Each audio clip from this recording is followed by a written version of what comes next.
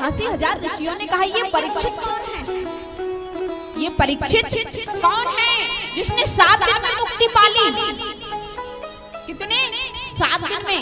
हम लोग जीवन भर भजन करते हैं तो भी मुक्ति नहीं मिलती है। तो कहा महाभारत का जब युद्ध हो रहा था, कौरवों पांडवों में भीषण युद्ध हो रहा था, सभी कौरव मारे गए। कौरवों में एक बचा था दुर्योधन। दुर्योधन की ये दुर्दशा हो गई है कि दुर्योधन रो रहा है और विकल होके जमीन पर पड़ा है। गुरु पुत्र अश्वत्थामा ने जाकर कहा, अरे मित्र, तुम्हारी ये दुर्दशा किसने करी है? तुम कैसे विकल हो रहे हो? तो दुर्योधन रोकर के कहने लगा, मित्र मैं क्या बताऊं, हम 100 भाई थे, 100 में से आज 99 भाई मारे गए, केवल मैं बचा हूँ। और पांडव 5 भाई थे जो पांचों के पांचों जिंदा हैं, कोई नहीं मरा।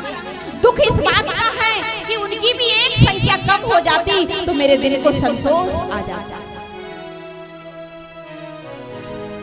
जब ये बात सुनी तो अश्वत्थामा कहने लगा, अरे ये कौन सी बड़ी बात है, अभी जाता हूँ 5 पांडवों के सिर काट के लाता हूँ। बोले 5 पांडव कोई गाजर मूली नहीं है, कोई गाजर मूली नहीं है, तुम जाते जाते उनका सिर काट दोगे। बोले नहीं, मैं अभी जाता हूँ। अश्वत्थामा गया और जाकर के क्या देखा, जहाँ द्रौपदी के 5 पुत्र सो रहे थे, 5 पुत्रों के गले काट। क्यों?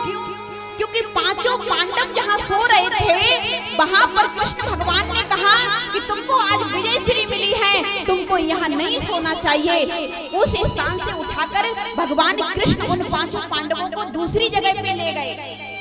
एक बात याद रखना, जाको राखे साइया मार सके न कोई, बाल न बांका कर सके, चाहे सब जग बैरी होए, चाहे संसारधारी बन जाए, उसका बाल भी बांका नहीं कर सकता है। जिसका रखवारा मेरा गोविंद बन जाए, मेरा भगवान बन जाए, उसका कोई बाल बांका नहीं कर सकता। तो जब 5 पांडवों अपनी सैया को छोड़कर हट गए तो 5 पुत्र द्रौपदी के आकर के सो गए, जिसको देख करके अश्वत्थामा ने 5 के गले काट, 5 को गले काट कर ले गया और जाकर के दुर्योधन से कहने लगा, देखो मित्र, मैं 5 के गले काट के लाया हूँ। गले? हाँ। पांडवों के? बोले हाँ। बोले तुमने तो गाजर मूली की तरह काट दिए। बोले हाँ। दिखाओ। 5 के जब सर दिखाए, एकदम दुर्योधन ने सर देखे तो दुर्योधन धड़ाम से जमीन पर गिर पड़ा। अरे मित्र, तुमने ये क्या कर दिया? क्यों? अरे ये पांडव नहीं है और ये पांडव पुत्र हैं। प्यारे, अपने वंश का अगर कोई भी कहीं मर रहा हो या पिट रहा हो, चाहे तुम्हारी कितनी भी पक्की दुश्मनी हो, फिर भी तुम्हारा खून फड़केगा। हाँ जी या ना जी? फिर भी तुम्हारा दिल जरूर फड़केगा और तुम्हारी लाठी जरूर उठेगी। क्यों? क्योंकि आपस में चाहे भले भी कलह कितनी रहती है, क्योंकि ये खून का वंश फड़क रहा है। तो दुर्योधन पांडवों में भले ही लड़ाई क्यों ना हुई हो, लेकिन दुर्योधन ने कहा, तुमने ये क्या कर दिया? तुमने तो 5 पांडवों के पितरों के गले काट दिए, अब तो हमारे वंश में कोई पानी देने वाला नहीं। तुमने ये क्या कर दिया? अब तो अश्वत्थामा रोने लगा कि अगर 5 पांडव जिंदा हैं तो अब वो मुझको छोड़ेंगे। जब मुझको छोड़ेंगे नहीं तो जाकर के एकदम भागने लगा, दौड़ लगा दी। इधर देवी द्रौपदी रो रही है।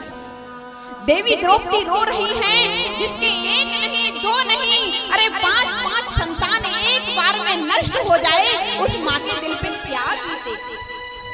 देवी द्रौपदी रोने लगी कि अब मैं क्या करूं, मेरी 5 की 5 संतान नष्ट हो गई।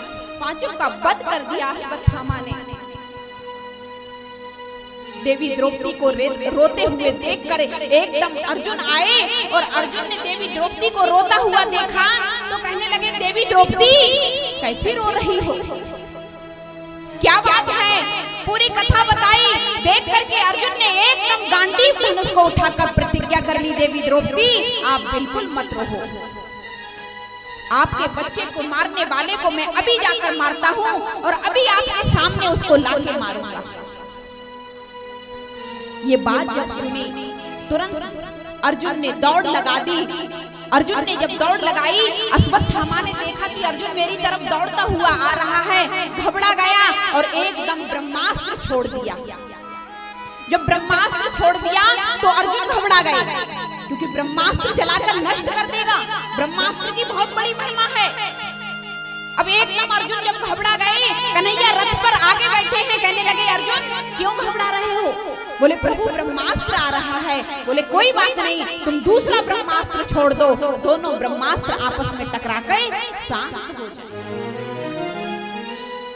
प्यारे एक बात याद रखना, कांटे से कांटा निकलता है, कांटे से कांटा निकलता है, विष से विष को मारा जाता है। जब किसी ने विष पी लिया हो तो तुम अमृत नहीं पिला सकते, चीनी घोल के नहीं पिला सकते। विष की औषधि भी विष है, कांटे से कांटा निकलता है। ऐसे ही दोनों ब्रह्मास्त्र आपस में टकरा के शांत हो गए। अर्जुन ने तुरंत रथ से उछाल मार करके अश्वत्थामा के केस पकड़ लिए और केस पकड़ के लाके घसीटते हुए देवी द्रौपदी के पास ले जा रहे हैं। देवी द्रौपदी के पास जैसे ही ले जाकर पहुंचे, कहने लगे बताओ देवी, इसको आकाश में फेंक के मारूं, पाताल में गाड़ के मारूं, अग्नि में जला के मारूं, बताओ कहां मारूं इसको? वो माँ जिसकी 5 संतान मर गई है, एकदम जाकर के अर्जुन की बंधी हुई रस्सियों को खोलने और रोती हुई जा रही हैं। अर्जुन से कहती है कि क्या कर रहे हो, ये क्या कर रहे हो?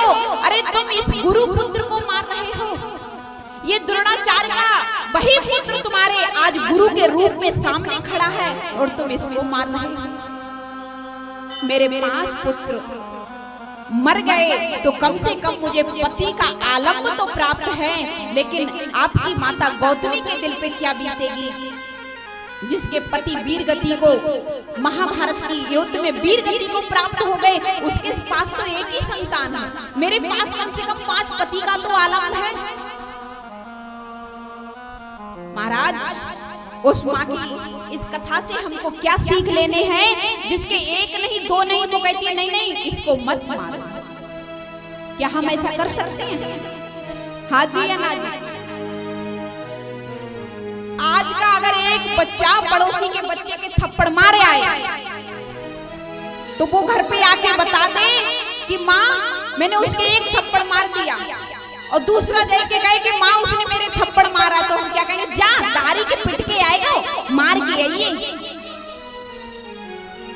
देवी द्रौपदी की कथा से हमको क्या सीख लेनी है कि जिसकी 5 संतान को अश्वत्थामा ने नष्ट कर दिया और कहती है नहीं नहीं नहीं इसको छोड़ दो। अरे इसको मारने से क्या मेरे पुत्र वापस थोड़ी नहीं आ जाएंगे?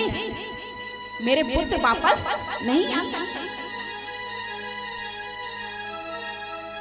लेकिन अर्जुन कहने लगे देवी तुमने तो ठीक कह दिया कि इसको छोड़ दो, लेकिन मेरी प्रतिज्ञा का क्या होगा? मैंने जो प्रतिज्ञा की थी कि मैं अश्वत्थामा को तुम्हारे सामने लाके मारूंगा, मेरी प्रतिज्ञा का क्या होगा? कहने लगे युधिष्ठिर बड़े हैं, युधिष्ठिर से पूछा जाए। युधिष्ठिर ने कहा जैसा धार्मिक ग्रंथ बताते हैं वैसा करना चाहिए। भीम कहने लगे अर्जुन तुमने अगर इसको नहीं मारा तो मैं इसको छोड़ने वाला नहीं। नकुल सहदेव कहने लगे मंजली दादा बिल्कुल सही कहते हैं, इसको मारना चाहिए, इसने 5 संतानों को मारा है। अब तो अर्जुन धर्म संकट में पड़ गए। जब धर्म संकट में व्यक्ति पड़ जाता है तो कहां जाता है? गुरु की शरण में। कहां जाता है? गुरु की शरण में। क्यों? जब धर्म संकट में पड़ता है तब गुरु की शरण में भागता है। तुरंत अर्जुन ने जाकर के कन्हैया को इशारा किया। अर्जुन के गुरु कौन हैं? भगवान कृष्ण। कई नाते हैं उनके, अनेकानेक नाते हैं, एक नाता गुरु शिष्य का भी है। तो कहने लगे केशव अब मैं क्या करूं? भगवान कृष्ण कहने लगे, अर्जुन इसको मारो भी मत और इसको छोड़ो भी मत, और इसको छोड़ो भी मत, इसको मारो भी मत। तो अर्जुन कहने लगे, प्रभु बात तो जहाँ की तहाँ पे रही, मारो भी मत, छोड़ो भी मत, छोड़ो भी मत, मारो भी, बात तो जहाँ की तहाँ रही ना। क्योंकि इस टेढ़ी टांग वाले के सारे इशारे भी टेढ़े ही रहते हैं। जब ये बात सुनी तो कहने लगे, प्रभु ये बताइए हमको क्या करना चाहिए। मेरे गोविंद ने कहा, अर्जुन ब्रह्म बंधुर हत्यव्या आतताई वदारणा मयि बभो मना मात्यम परिपाप अनुशासनम। इसने अबोध बच्चों को मारा है, इसको छोड़ना मत। इसने सोते हुए अबोध बच्चों को मारा है, इसको छोड़ना मत। लेकिन ये ब्राह्मण है, इसको मारना मत, क्यों ब्राह्मण को मारने से तुम्हें हत्या का अपराध लगेगा। तो इसको मारो भी मत और छोड़ो भी मत, और छोड़ो भी मत और मारो भी मत। भगवान कहने लगे, अर्जुन अगर तुम किसी को मारोगे, किसी का वध करोगे, तो व्यक्ति एक बार मरता है, हाँ जी या ना जी। और किसी को तुमने अपमानित कर दिया है, किसी को भरी सभा से निकाल दो अपमान करके, तो वो अपने अपमान को जितनी बार याद करेगा उतनी बार मरेगा, उतनी बार मरेगा। तो क्या करना चाहिए? बोले ये ब्राह्मण है, इसकी हत्या नहीं करनी चाहिए, इसके मस्तक से मणि को निकालकर आधी दाढ़ी आधी मूछ को मोड़ करके सभा से धक्का देके निकाल। जितनी बार ये अपने अपमान को याद करेगा उतनी बार मरेगा। अर्जुन ने ऐसा ही किया, सभा से धक्का देके निकाल दिया।